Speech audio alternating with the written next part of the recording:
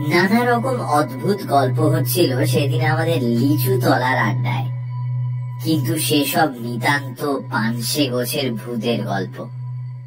পাড়া গাঁয়ের বাঁশ বাগানের আম বাগানের গেঁয়ো ভূত, সাদা কাপড় পরে রাত্রে দাঁড়িয়ে থাকে, ওসব অনেক শোনা আছে। ওর বেশি আর কেউ কিছু বলতে পারল না। এমন সময় শরৎ চক্রবর্তী আড্ডায় ঢুকলেন। তিনি আবগারি বিভাগে বহুদিন কাজ করে অবসর গ্রহণ করেছেন। 60-এর কাছাকাছি বয়স। তান্ত্রিক সাধনা করেন। ঠিকুজি কুষ্টি বিনা পয়সায় করে দেন। কোন রত্নের আংটি ধারণ করলে কার সুবিধে হবে ঠিক করে দেন। পরের বেগার খাটতে ওর জুড়ি বড় একটা দেখা যাবে না এইসব কাজে। লোক অতি সজ্জন, সকলে মানে শ্রদ্ধা করে। অনেকে ওর সামনে ধূমপান করে না। শরৎবাবু ঢুকে বললেন, এই যে কি হচ্ছে আজ? চা বাদলা নেমেছে। শ্যামাপদ মুক্তার বললেন, আসুন আসুন যোগ্যতি মশাই, আরে আমাদের ভূতের গল্প হচ্ছে বাদলার দিনে, তবে তেমন জমছে না। আপনার তো শরৎ চক্রবর্তী মশাই বললেন, আমি একটা গল্প বলতে পারি, তবে সেটা ভূতের গল্প নয়। সেটা কিসের গল্প তা আমিও জানি না। আপনারা শুনে বিচার করুন। শরৎবাবুর মুখে সেই গল্প শুনে আমরা অবাক হয়ে গেলাম। স্বর্গ মর্ত যেন এক সূত্রে গাঁথা হয়ে গেল সেই ঘন বর্ষার বর্ষণ মুখর মেঘের আবরণ ভেদ করে। শরৎবাবু বললেন, আমাকে সেবার হঠাৎ জলপাইগুড়ির ওধারে ডুয়ার্স অঞ্চলে বদলি করল। আমার পরিবার বর্গ তখন ঢাকায়, তাদের ওখানে রেখে জলপাইগুড়ি চলে গেলাম। নতুন জায়গা, সেখানে নিজে না দেখে শুনে কি করে সবাইকে নিয়ে যাই। বিশেষ করে ছেলে মেয়েরা তখন ঢাকা স্কুলে পড়াশোনা করছে। তা যেখানে গেলাম সেখানটা জলপাইগুড়ি থেকে অনেক দূর। ছোট লাইনে যেতে হয়, পথে চা বাগান পড়ে, বনময় অঞ্চল।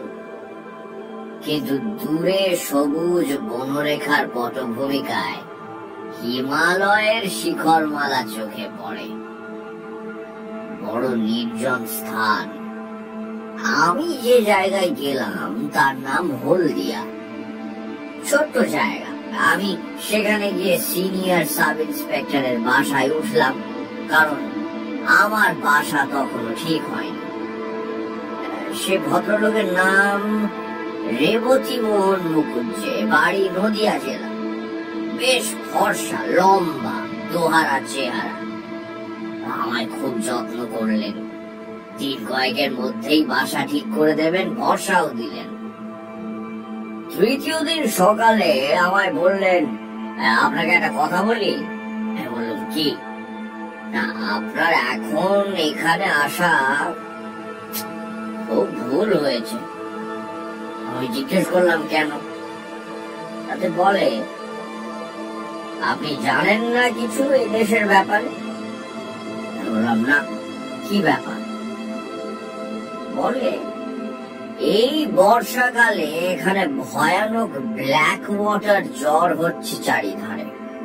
আপনি নতুন লোক, আপনার তো খুবই জ্বর হওয়ার সম্ভাবনা দেখছি। 2-1 বার জ্বর হলেই ওই ব্ল্যাক ওয়াটার জ্বর দেখা দেবে। তখন জীবন নিয়ে টানাটানি। এইরকম তো এই দেশের কাণ্ড। আমি জিজ্ঞেস করলাম, আপনারা আছেন কি করে? তাতে উনি বললেন, সে কথা আর বলে লাভ নেই। ইচ্ছে করে নেই, আছি পড়ে পেটের দায়ে। চাকরি ছেড়ে দিলে এ বয়সে যাবো কোথায়, খাবো কি? আমার 2টি মেয়ে পর পর মারা গেছে ওই ব্ল্যাক ওয়াটার ফিভারে, তবুও বদলি পেলাম না। কি করি বলুন তো শরৎবাবু? তবেই তো।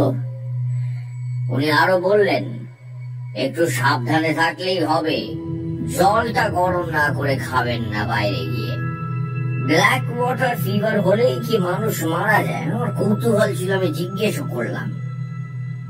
তাতে উনি বললেন, ভালো চিকিৎসা না হলে বাঁচার সম্ভাবনা খুব কম, বিশেষ করে এই বর্ষাকালে যারা নতুন আসেন তাদের ধরলে বাঁচানো খুব কঠিন হয়ে পড়ে। আমি এরকম 2টো কেস দেখেছি, দুটোই মারা গেল।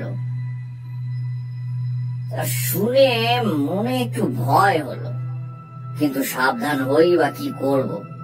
বিদেশে বেরিয়ে কতদূর সাবধান হওয়াই বা চলে।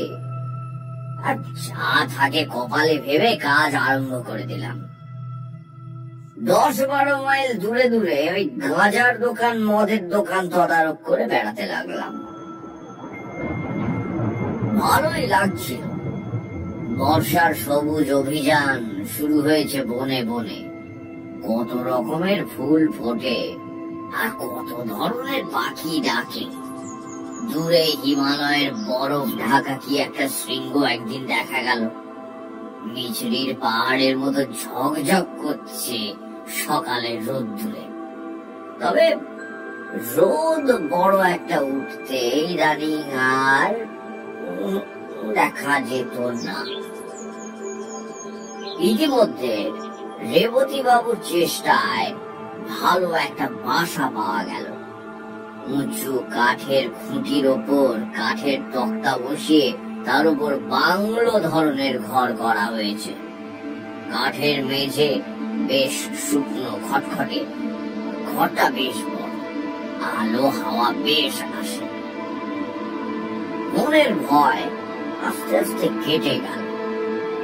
তখন মনে মনে ভাবি, রেবতী বাবুর ওটা উচিত হয়নি। এখানকার মাটিতে পা দিতে না দিতেই অমন ভয় দেখিয়ে দেওয়া কি ভালো? আরে কেন করলেন ওটা রেবতী বাবু? অন্য কোনো মতলব ছিল নাকি? এ নিয়ে 7-5 ভাবি। এখানে আমার এক ব্রাহ্মণ আর্দালি জুটল, নাম দিগম্বর পান্ডে। লোকটা অনেক দিন সেখানে আছে। রান্না করতো খুব ভালো। সে হাট বাজার রান্না বান্না সবই করত, কোনো অসুবিধে ছিল না। মাস 2 পরে সেবার বামনাপাড়া নর্থ বলে একটা জায়গায় আবগারির তদারকে গেলাম। সেটা একটা চা বাগানের পাশে ছোট্ট বাজার। চা বাগানটার ট্রাকগুলোর পায়ে লেখা আছে বামনাপাড়া নর্থ টি এস্টেট। পাহাড়ি একটা ছোট নদী পেরিয়ে আমার গরুর গাড়ি বাজারে গিয়ে থামলো। তখন বাজে ওই বেলা 10টা। 2টি মারোয়াড়ি মহাজনের গদি আছে। তারা বন অঞ্চলের উৎপন্ন সওদা করে। দেবেন সামন্ত বলে মেদিনীপুরের একজন ব্যবসায়ীর কাঠের কারবার আছে। গাঁজা ও আফিমের দোকান সেই দেবেন সামন্তের ভাই শশী সামন্তের। ওখানে বসে থাকতে থাকতেই আমার শরীর কেমন খারাপ হতে লাগলো, মাথা ধরলো। দেবেন সামন্তকে বলতে সে কি একটা হোমিওপ্যাথিক ওষুধ দিলে, বললে এতেই নাকি সেরে যাবে, কোনো ভয় নেই। আমি বললাম, আপনাদের এখানে ব্ল্যাক ওয়াটার হয়? উনি বললেন, খুব। জিজ্ঞেস করলাম, মানুষ মরে? তাতে উত্তর দিলেন, তা মন্দ মরে না। আপনারা ভয় পান না? আমরা অনেকদিন আছি, নতুন যারা আসেন তাদের ভয় একটু বেশি। সবাই দেখছি একই কথা বলে। গাঁজার হিসেব চেক করতে করতে আর যেন বসতে পারলাম না। তাড়াতাড়ি কাজ সেরে নিয়ে গাড়িতে উঠে পড়ি। জল তেষ্টা পাওয়াতে বামনাপাড়া নর্থ চা বাগানের একটা গুমটি টিনের শেড থেকে জল চেয়ে খাই এক নেপালি দারোয়ানের কাছ থেকে। যখন বাসায় পৌঁছলাম তখন বেলা হয়ে গেছে। আমার তখন খুব জ্বর, পথেই কাঁপুনি দিয়ে জ্বর এসেছে। খবর পেয়ে রেবতী বাবু ছুটে এলেন, ডাক্তার ডাকা হলো, ওষুধ আর ইঞ্জেকশন চলল। 3 দিনের মধ্যে জ্বর ছেড়ে গেল। দিন 15 বেশ আছে। সবাই বলে ঠান্ডা লেগে অমনটা হয়েছিল হঠাৎ, ও কিছু না। আমিও নিজেকে সেইভাবেই বোঝালুম। আবার বেশ কাজকর্ম করি, শরীরের কোনো কষ্ট নেই। একদিন হলদিয়া পুলিশ থানায় বসে থানায় দারোগার সঙ্গে গল্প করছি, হঠাৎ আবার জ্বর এলো। দারোগা বাবু লোক দিয়ে আমায় বাড়ি পাঠিয়ে দিলেন। আরদালি দিগম্বর পাড়েকে বললাম, জল দাও। জল খেয়ে শুয়ে পড়লাম। 3 দিন ভীষণ জ্বরের ঘোরে কাটলো। রেবতী বাবু এবং থানার দারোগা বাবু দুবেলাই আসতেন। কিভাবে আমার সাবু বার্লি তৈরি করতে হবে আমার আরদালিকে শিখিয়ে দিয়ে যেতেন। 3 দিন পরে জ্বর কমে গেল। ক্রমে বেশ সেরে উঠলাম। কাজকর্ম আবার শুরু করে দিলাম। দিন 15 পরে চা বাগানের একটা আবগারি কেস দেখতে গিয়েছি। আবার হঠাৎ করে জ্বর এলো। এবার একটা জিনিস লক্ষ্য করলাম, এখানকার জ্বর ভেলকিবাজির মতো আসে, আবার ভেলকিবাজির মতো চলে যায়। সুতরাং প্রথম জ্বর এলে আমার যেরকম ভয় হতো, এখন গা সওয়ার সে ভয় একেবারেই নেই। আরদালিকে ডেকে বলে দিলাম, আগের মতো পথ্য প্রস্তুত করে আমাকে যেন খাওয়ায়। এবার কিন্তু একটু অন্যরকম হলো। অত সহজে এবার আমি নিষ্কৃতি পেলাম না। দিন 2 পরে উৎকট ব্ল্যাক ওয়াটার জ্বরের সব লক্ষণগুলি আমার মধ্যে ফুটে বেরুলো। অতিরিক্ত রক্তপাতের দরুন অত্যন্ত দুর্বল হয়ে পড়লাম। সেরে উঠতে 5-6 দিন লেগে গেল। দিন 2 পথ্য করার পর একদিন সকালবেলা আমার সঙ্গে রেবতী বাবু আর দারোগা বাবু দেখা করতে এলেন। আরদালিকে চা করে দিতে বললাম, কিন্তু তারা চা খেলেন না। পরে বুঝেছিলাম তারা চা খাননি ব্ল্যাক ওয়াটারকে ছোঁয়াচে জ্বর ভেবেই। দারোগা বাবু বললেন, সদবাবু আমি একটা কথা বলি। বলুন। আপনি এখান থেকে চলে যান। জিজ্ঞেস করলাম, কেন বলুন তো? ডাক্তার বাবু তাই মত, আমাকে তো কিছু বলেননি। দারোগা বাবু ইতস্তত করে বললেন, আপনাকে বলেননি, আমাদের বলেছেন আপনাকে বলবার জন্য, তাই বলা উচিত ভাবলাম। উনি বলেছেন, আপনার অসুখ খুব খারাপ। মানে আমি তো সেরে গিয়েছি, ও সারা বড় কঠিন শরৎবাবু। বেশ, তাহলে স্টেশন পর্যন্ত আমি যাব কি করে? লক্ষিয়া ঘাট পার হবার তো কোনো উপায় দেখি না। দারোগাবাবু বললেন, আর কিছু ভাববেন না, স্ট্রেচার জোগাড় করছি চা বাগান থেকে, কুলি পাঠাবো, পুলিশের একজন লোক সাথী থাকবে, আপনাকে ট্রেনে উঠিয়ে না দিয়ে তারা ফিরবে না। আমি বললাম বেশ। আমি তখন জানতাম না যে আজই আমার জীবনের শেষ দিন হতো যদি, কিন্তু সে কথা পরে বলছি। আমি সম্মতি দিলে দারোগা বাবু চলে গেলেন। তখন বেলা 9টা হবে। গরম জল করে নিয়ে আসতে বললাম আরদালিকে, গা হাত মুছবো বলে। তারপর এক বাটি বার্লি খেলাম। আরো একটু বেলা হলে 2টি ভাতও খেলাম। বেলা 12টার পর লোকজন এলো স্ট্রেচার নিয়ে। এই পর্যন্ত বলে শরৎ চক্রবর্তী বললেন, একটু চা খাওয়ার ইচ্ছে হচ্ছে।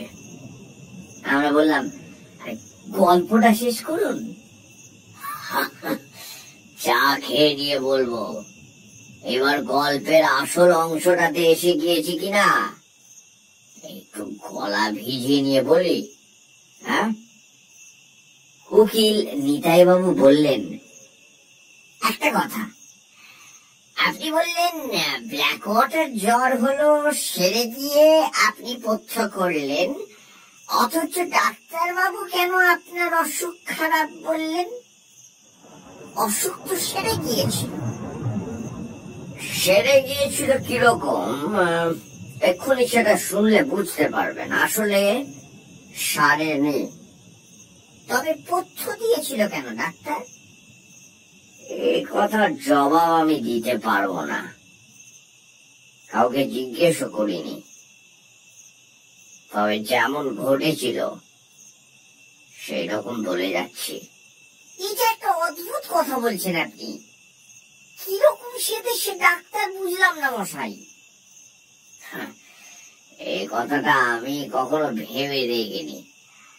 আচ্ছা, এবার বলি গল্পটা। শরৎ চক্রবর্তী আবার গল্প আরম্ভ করলেন। বেলা 12টার পর স্ট্রেচার নিয়ে এলো চা বাগানের লোকজন। সেখানে দাঁড়িয়েছিলেন রেবতী বাবু ও দারোগা বাবু। আমি আর আরদালি জিনিসপত্র গোছাচ্ছি, এমন সময় এলো জ্বর। ভীষণ কাঁপুনি দিয়ে জ্বর, আর আমি বসতে পারলাম না। ঘরের মধ্যে গিয়ে তাড়াতাড়ি বাঁধা বিছানা আরদালিকে দিয়ে খুলিয়ে পাতিয়ে শুয়ে পড়লাম। এবার আমি আর কিছুই জানি না। আমার সমস্ত চেতনা লুপ্ত হয়ে গেল এক ঘন অন্ধকারের আবরণের অন্তরালে। যখন আবার আমার জ্ঞান হলো, তখন দুটো জিনিস আমার চোখে পড়লো। প্রথমে অন্ধকারের মধ্যে একটা কি গাছের ডাল পাশের জানলার বাইরে হাওয়ায় দুলছে। আর দ্বিতীয় জিনিস হলো আমার বাক্স পুঁটুলি আমার পায়ের দিকে দেওয়ালের কাছে রয়েছে এবং আমার ছাতাটা দেওয়ালের কোণে হেলানো রয়েছে। আমি কি রেলওয়ে ট্রেনে উঠেছি? এত অন্ধকার কেন? রেলের কামরা, অন্য লোকই বা নেই কেন? তারপর আস্তে আস্তে আমার মনের আকাশ মেঘ মুক্ত হয়ে আসতে লাগলো। আমার মনে পড়লো যে আমি স্ট্রেচারে আদৌ উঠিনি। জ্বর আসতে ঘরে এসে শুয়ে পড়েছিলাম। কিন্তু ঘরই যদি হয়, আরদালি দিগম্বর কই? ঘরে আলো জ্বালেনি। আমি কোথায়? চেষ্টা পেয়েছিল, ডাকতে গেলাম ওকে, গলায় স্বর আটকে গেল। দুবার ডাকতে গেলাম, আর দুবারই তাই হলো। আমার মনে হলো বাইরে চাঁদ উঠেছে। জানালা দিয়ে ঘরের মধ্যে চাঁদের সামান্য আলো এসে পড়েছে। কিছুক্ষণ সামনের দিকে চেয়ে রইলাম। ঘরের মধ্যে বা বাইরে কোথাও কোনো শব্দও নেই। হঠাৎ আমার দৃষ্টি নিবদ্ধ হলো বাইরের দিকে। কে ওখানে বাইরে? এই দেখুন, এতদিন পরে মনে পড়েও আমার গা শিউরে উঠল। দেখলাম কি জানেন, একটি কালো মতন মেয়ে অত্যন্ত দ্রুত গতিতে আমার ঘরের চারপাশে ঘুরছে আর একটা কাঠি দিয়ে মাটিতে কি যেন করছে। দুবার আমার সামনের দরজার ফাঁক দিয়ে সে নিচু হয়ে ঘুরে গেল। তিনবারের বার মেয়েটি হঠাৎ মুখ উঁচু করে আমার দিকে চেয়ে হাত নেড়ে বলল, কোনো ভয় নেই তোর, গন্ডি দিচ্ছি।